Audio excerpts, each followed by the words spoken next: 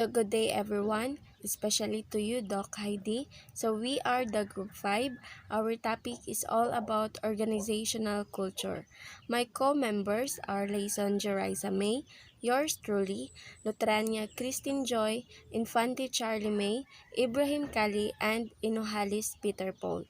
So, we have the learning objectives. First is to define organizational culture. Second is identify the different types of organizational culture, and the last one is the importance of culture in organization.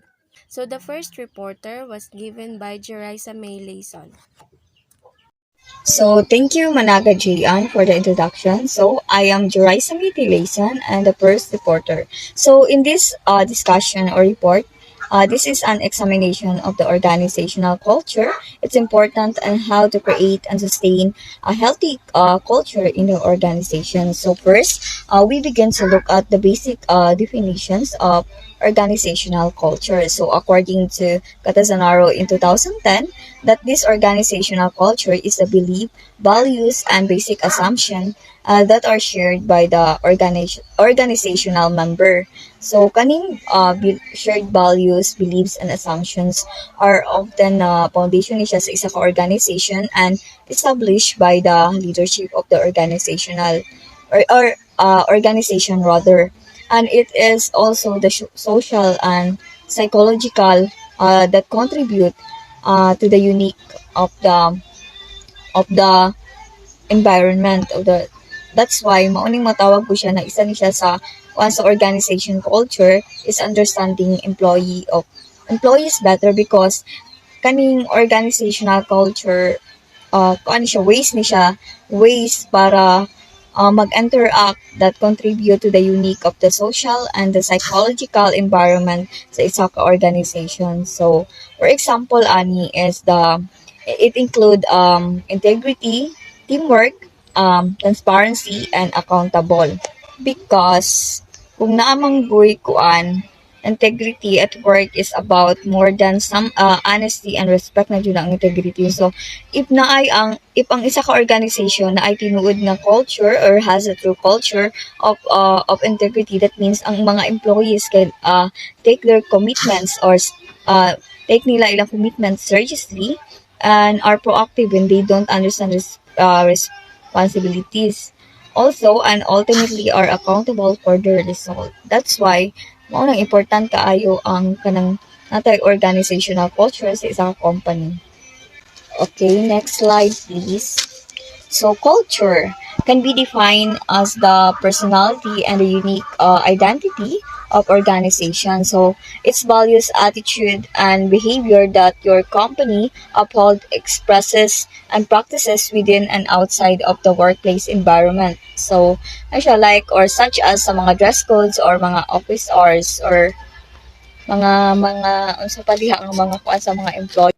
So, next slide. So, organization. So, every organization has a culture. So, tanang organization na adyo culture, ang success depends on the health and strength of the culture. So, ang success nila is nagadepende jud kung ang isa ka culture sa isa ka organization is healthy ba siya or na ba siya foundation or strength ba siya.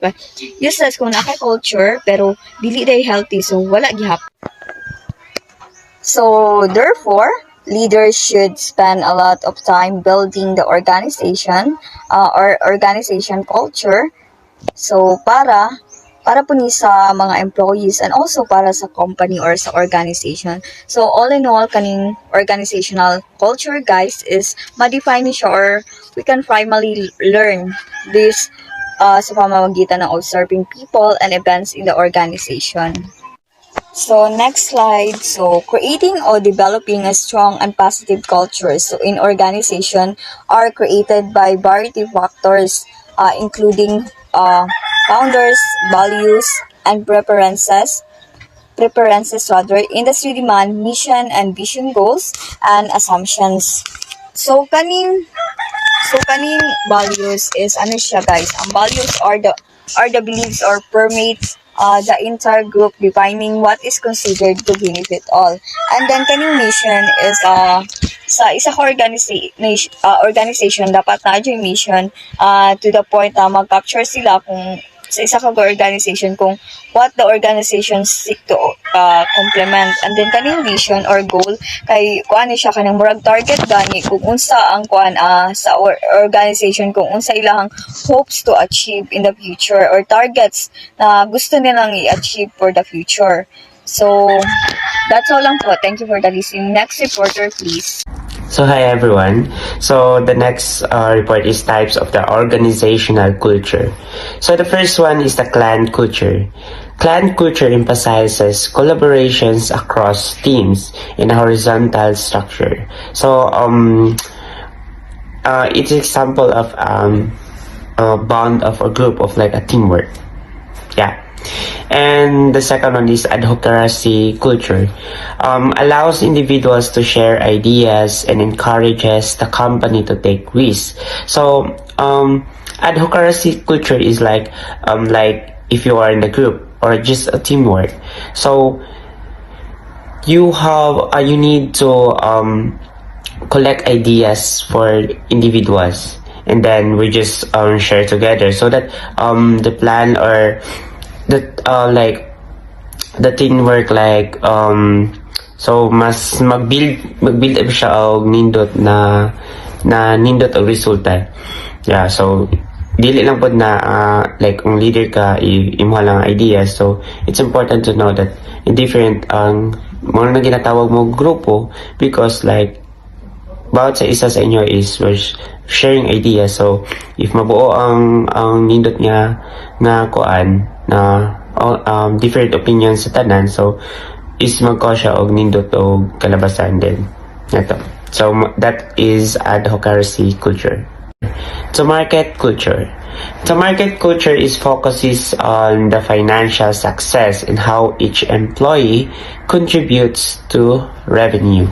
So, market culture is nag-focus sa financials, sa success, and how each employee contributes to revenue. No? Klaro kaayo siya nga meaning. So, the next one is hierarchy culture. Hierarchy culture is emphasize career paths and provides clear managerial processes. So an organizational culture defines the proper way to behave within the organization. This culture consists of shared beliefs and values established by leaders and then communicated and reinforced through various methods, and ultimately shaping employee perspectives, behavior, and understanding. So the organizational communication helps the organization to disseminate the culture among the employees. Also, the organization culture is developed through the interactions and communication among the staff. Cultures can be dissected and described in more granular ways. The reason is that each organization is uniquely shaped by its vision, mission, and leadership. Groisberg, Lee, Price, and Sheng identified the following additional organizational cultures in the research published in Harvard Business Review in 2018. Ang mga kultura ay maaaring i-discontract at ilarawan sa mas detalyadong paraan. Ang paliwanag ay ang bawat organisasyon ay may natataging pagkailanlan na hinuhubog ng pamumuno, pananaw at misyon nito. Other types are organizational culture. Purpose culture. Company leaders and employees share the altruistic values of changing the world and ensuring global resources are shared with those who live in the margins. Employees and companies executives communicate the giving back the principle that seek to improve the world and guarantee that resources are distributed to those who live on the borders. Learning organizational cultures focuses on research, innovations, creativity, learning, and development. In a learning organizations, employees are not only permitted but also encouraged to continue developing their knowledge and abilities and chances for innovation. Safety organizational culture may be risk-averse where leaders thrive on fostering safety through planning and taking calculated or later risks in doing what has worked in the past. Order organizational culture is usually defined by rules, procedures, and where employees have very defined roles. Order organizational culture, the employees are unite by cooperation and they need to follow the methodologies or the rules nga ginahatag sa ila sa leaders of the person who manage the organization. So, next, caring organization culture will be characterized by an environment that cares for its employees and where there may be strong engagement and loyalty. So, ang caring organizational culture, the leaders emphasize the good relationship of the employees to each other. Diba, ma-feel man jud nimo that your co-workers really cared about you kung tabangan ka nila sa imong mga weaknesses in order for you to grow. It is important to an organization if you have the ability to teamwork and care for each other. So next, enjoyment organizational culture. Having fun and sense of humor is what defines this culture.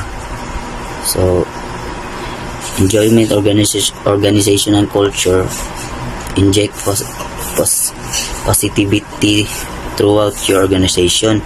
Mas malingaw man good ka pag feeling mo supported by your coworkers, like ma-feeling mo nga belong ka because of their attitude towards you. So next, result organizational culture characterized by meeting targets, achieving goals, and its performance driven. Authority organizational culture is defined by strong leadership and confident employees. It is a competitive working environment where employees strive to be the best in their field. So, result organizational culture, all the hard work and sacrifice have its own result, whether it's good or not so good. Dili man tanan gipang hirapan nimo is mag-result jud og maayo, but because you are meeting the target which is to achieve the goal you want to, especially in your organization, you are more proud of yourself for all the hard work you made. That's all. Thank you. So here are the 8 reasons why organizational culture is important. So first, we have increased employee engagement. So a work environment that processes organizational culture is driven by purpose and clear expectations. This motivates and inspires employees to be more engaged in their work duties and interactions with others. It also leads to high levels of workforce engagement, which drives productivity. So the second one is decreased turnover. People who feel valued and respected at a company are less likely to leave it. That's why it's essential for brands to foster a winning organizational culture that support their core values and mission statements. Happy employees mean less turnover, which saves companies time and money in the hiring process. Next, we have elevated productivity. When employees have the resources and tools they need to succeed, it helps increase productivity and performance levels overall. Organizational culture impacts the structure of a workplace in ways that bring people of the same skill set together. Next, We have the strong brand identity. A company's organizational culture represents its public image and reputation. People make assumptions about businesses based on their interactions within and outside of the company. Business with a strong brand identity tend to attract more businesses and job candidates with similar values who support their mission. Next is the transformational power. Not all businesses have the power to transform ordinary employees into total brand advocates, but those with a strong organizational culture do. Companies that recognize their employees' efforts and celebrate team successes and more likely to notice a change in employees as they experience a sense of accomplishment. Next is the top performers. Companies that promote community in the workplace are more likely to retain their best employees. People who are great at their jobs and know the value of their skills commonly leave negative work environments where they feel undermined and appreciated.